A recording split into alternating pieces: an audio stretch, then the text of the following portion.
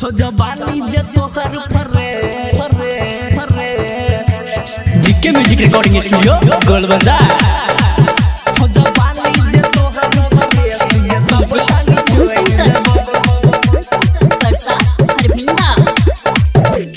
अपन एटीट्यूड छौड़ी दूर हटा गे न सिर हजिला में एटीट्यूड देखा गे हाँ अपन स्टाइल छौड़ी दूर हटा गे न सिर हजिला में एटीट्यूड देखा गे कोनो है तो दिक्कत नहीं तोरा कोनो है तो दिक्कत नहीं तोरा कि हम ही खोल देबो छो जवानी जे तोहर फरेस छो जवानी जे तोहर फरेस ये सब बटानी छोड़ देबो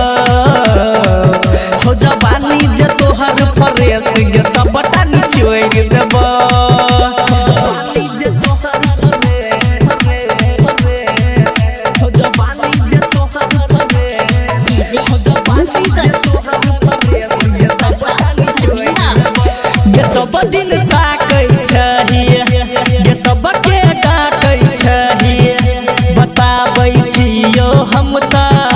ये मुँह चमकाबै छहिए ये सब दिन ताकै छहिए ये सब के डाकै छहिए बताबै छियो हम त ये मुँह चमकाबै छहिए कहो धन सब लागे सुने कहो सिरहा लागे सुने यही जपटैक देबो छो जवानी जे तोहर फरेस छो जवानी जे तोहर फरेस ये सब बटानी छोड़ देबो छो जवानी जे तोहर फरेस ये सब बटानी छोड़ देबो छो जवानी जे तोहर फरेस छो जवानी जे तोहर फरेस छो जवानी जे तोहर फरेस ये सब बटानी छोड़ देबो ये ढोरही उघारै छहिए छोरा के बिगाड़ै छहिए लगा क मिनिए से कट गे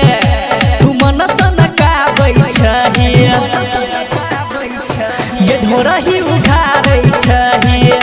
छोरा के बिगाड़ै छहिए लगा क मिनिए से कट गे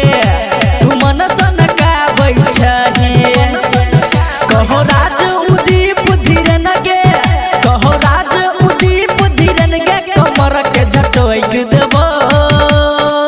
छो जवानी जे तोहर फरेस छो जवानी जे तोहर फरेस ये सब बटानी छोड़ देबो